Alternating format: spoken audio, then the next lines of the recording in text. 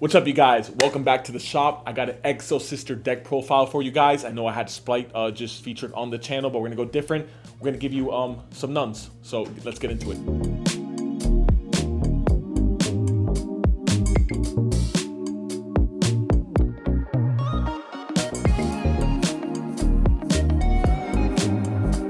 All right, you guys. So before we start the deck profile, I'm gonna start off and say this deck, what it aims to do in the meta, it's a stun deck, but it's a fast deck. So you're gonna get that combination of aggro and that combination of stunning that most decks can't do. For example, Splight. Yes, does it have an impressive board? It does, but the resource management isn't as good as this deck, and it's not as good as utilizing cards like D-Shifter and Floodgate cards. So this deck does it very well. It's low resource deck to pump out a lot of resources on your field.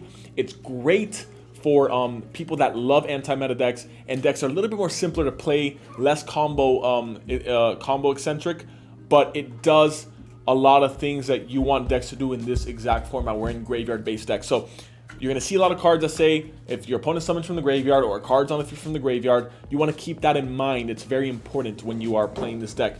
And remember, you want to read these cards. They have multiple effects. They draw cards, they pay life points, they gain life points, they search cards. So you want to be, and they do stuff on your opponent's turn.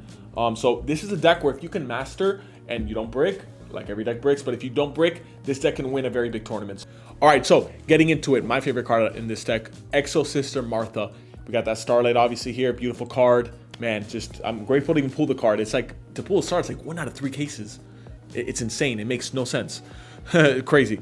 I wish they put more Starlights, I really do. But yeah, aside from that, so Exosister Martha is a 1-card rank 4 for this deck. It's gonna get you out those Exosister Exceeds you need to get you those resources. It's gonna give you that power that other decks have.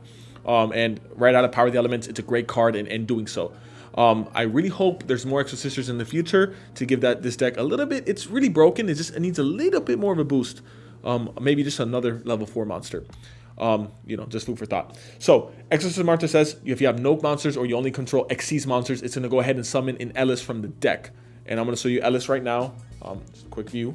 We'll go ahead and place that in a second. Ellis and her will create a rank 4, and that will get you another resource, which we'll get into as well. So I'm going to retire Martha for a second. We're going into Exosister Sophia. She's super broken. She gets you that draw you need when you have an Exosister. And remember, they all have that effect. If your opponent moves something from the yard, either yard, you get to summon a rank 4 for free from your extra deck. So an Exosister. And Exosisters rank 4s are super broken, super absurd. Ellis says you can special summon, if you control an Exosister monster, you can special summon this card from your hand. So she's an extender. You gain 800 life points if Stella is on the field. If your opponent moves a card from the yard, like I said, they all do, you can special summon 1 extra deck Exosister monster using this card as a material. So all the Exosisters in that regard are essentially 1-card Xyz and broken cards, not to be toyed with. These cards are not to be toyed with and not to be taken as a joke. Stella, it says during your main phase, you can special summon 1 Exosister monster from your hand, and you gain 800 if Ellis is on the field, and followed by that same effect they all have. So Ellis is very good extender, and this is debatable. You can cut 1 Irene for an upstart or a 3rd Gigabyte. So yeah, we do play Gigabyte as well as an extender. If you have a spellcaster, gets you into those rank 4s. Irene puts an Exosister card from your deck to the back from your hand to the deck to draw a card, which is very, very crucial to get those resources, get those bad cards out of your hand that you don't need in your combo. But I think you can cut it to 1 and put a 3rd Gigabyte. It's up to you. Sometimes it's crucial to have those Exosister monsters.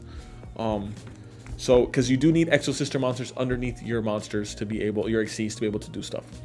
Then we have 3 Ash Blossoms, meta, staple, broken. We all know her. She goes very well with this card right here, Dimension Shifter, which is a focal hand trap in the deck. He lets you pause your opponent's turn and then wreak havoc on your next turn. Or, of course, on your turn, send him to the yard and do whatever you want. Then here we have the very, very, very important packs. Pack searches for 800 life points, quick play. It will get you an Exosister card, which is super essential and super crucial for this deck. For sure, you will be searching this with an Xyz monster that I will show you. And just a versatile card.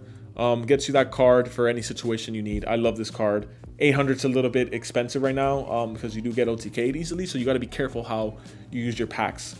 And then we have the Arment. So Arment searchable, of course. It's a disruption card on your opponent's turn. On your opponent's turn, you can go ahead and activate it. It says pay 800 life points, then target one Exosister monster you control. Special summon one Exosister XYZ from your extra deck with a different name than the cards you control by using that target as a material. Transfer its materials to the summon. This card is treated as an Exceeds material. Transfer its materials to the summon monster. You can only activate one armament per turn. You can only activate this card during your opponent's turn unless your opponent controls a special summon monster from the graveyard. So remember, your opponent's yard is super important. This deck gets even better when they have those special summon monsters or they're moving cards out of the graveyards. And then this Pot of Desires is great in this deck. Gets you those resources. This deck doesn't really get bothered by it, and it's better than Prosperity because you're going to be drawing off Sophia and Irene. And then we have the obvious card staple, Call by the Grave. If you are scared of hand traps, you can go ahead and side Triple Tactics Talents. If you are scared of hand traps going into the games that you are going first. And then we have the 3 Exosister Vetus. This card is very broken. It pairs well with the Returnia, right? So these cards pair very well. Returnia is right out of Power of the Elements. It's going to be a disruptor if you have an Exosister monster. It will be able to, by paying in highlight points, you can target one card your opponent controls or in the graveyard, banish it, then you can apply one of the following effects. Immediately, Exceed summon using monsters you control, and then if you Exceed summon this turn, banish one card your opponent controls. So it's going to go in conjunction with Vetus, right?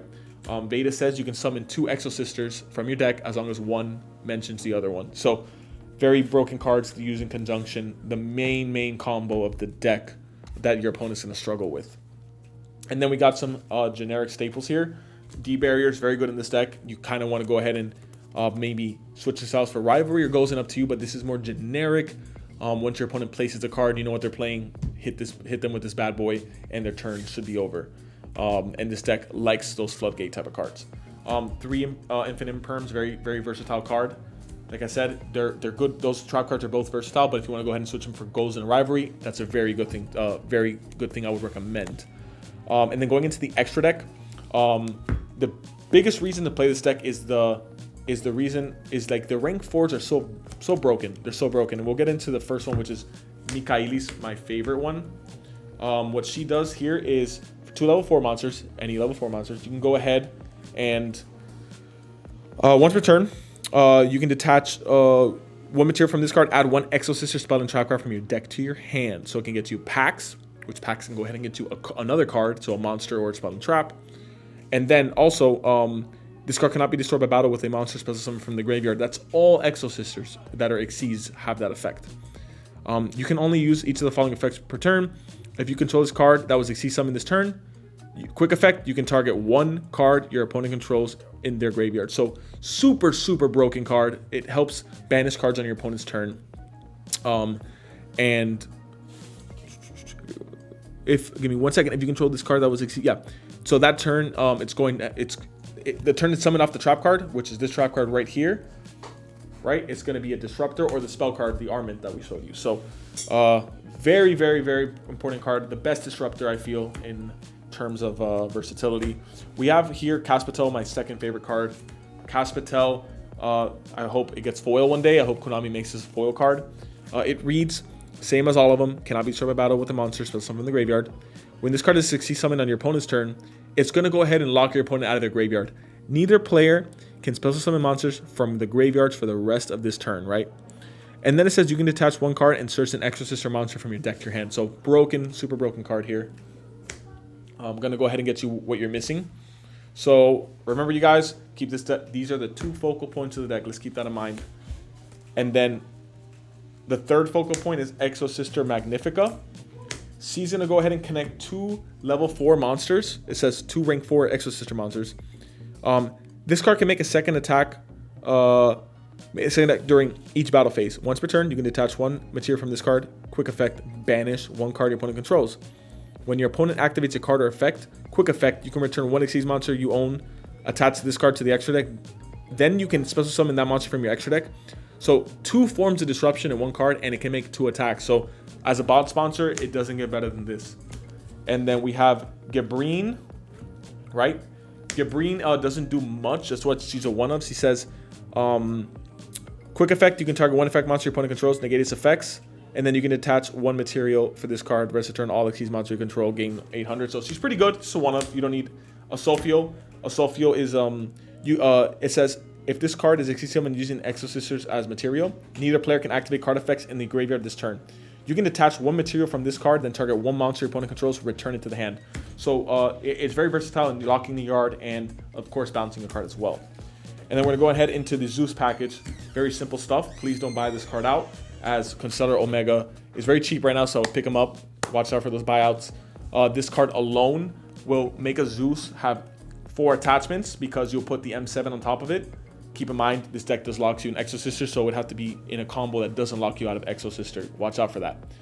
Read your cards in tournaments. Please read it. If you're going to enter a tournament, read your cards. We all have busy lives and stuff. Sometimes we don't take the time and read a card. But you don't want to, have that issue where you did something incorrect against your opponent. And kind of like, that's not fair to them and not fair for yourself as well. So, Constellar Omega, put on that M7 and then put on that Zeus, and then you're blowing up the board twice. And then my favorite rank 4, Exciton Knight. So he will go ahead and blow up the field, as we all know and we all love. And then the side deck is very simple. I'm going to go ahead and give you guys what I love in the side deck. I think Rivalry is really good, and you want to go ahead and add that Gozen match to it as well. But for in this Gozen matches place, I have Chalice right now. I don't own Gozen match at the moment. Unfortunately, I sold it to a customer that needed them. Grateful for him. And then also, I feel like this is a good option, though, what I would play instead of Gozen, because this deck struggles with cards that are negates or cards that work on your turn. So if you don't have the Gozens, you could go with this. You do have to play droplets, unfortunately. There is times where you're going to need to blank the whole field, and that is very crucial and very important. And then you can run over cards as well. And then this is just back row destruction, cosmics. You don't need to play these. You can go ahead and play like one Lightning Storm or one Lightning Storm and maybe a red reboot. It's up to you. And then I think this is Man in the Story, the Harpies and the 3 Twins. You can keep this in pretty standard. Even if you're playing the Mirror, you can go ahead and hit their back row. Or anything that's back row oriented, you can go ahead and hit them with this package there, which is pretty standard at this point. So yeah, that's really much the deck. I think it's very potent. I think it has good matchups. It does help with mitigating the graveyard and turning it off, and then getting advantage off the graveyard. So for those that don't know about the deck, I would study it. I would play it. It is a contender. Definitely will beat a lot of meta decks out there. And it's just polarizing. Michaelis and Caspitel and Magnifica are broken cards that you need to understand what they're going to do. They're going to get you maximum value for just so little.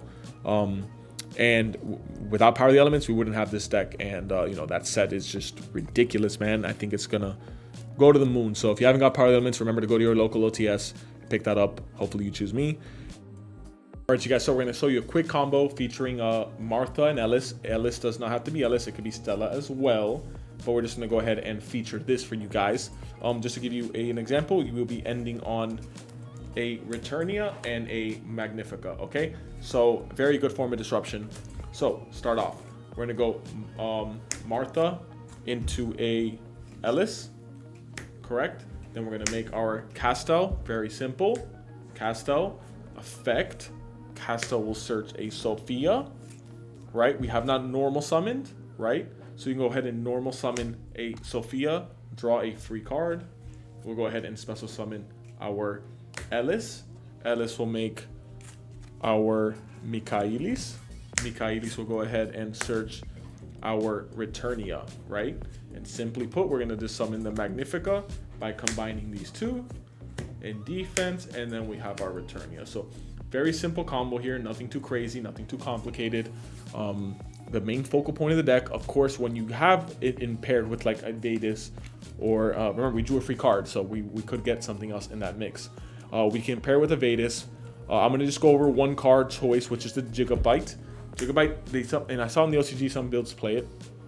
It's not the best card because this deck, like I said, Martha does restrict you into the Spellcaster. So, into Exosisters, my apologies. So you may not want to play this card. You can play other picks. It's up to you. I would recommend like Product Prosperity. Even with Desires is good because it helps you search for that Martha, even though one doesn't work with the other.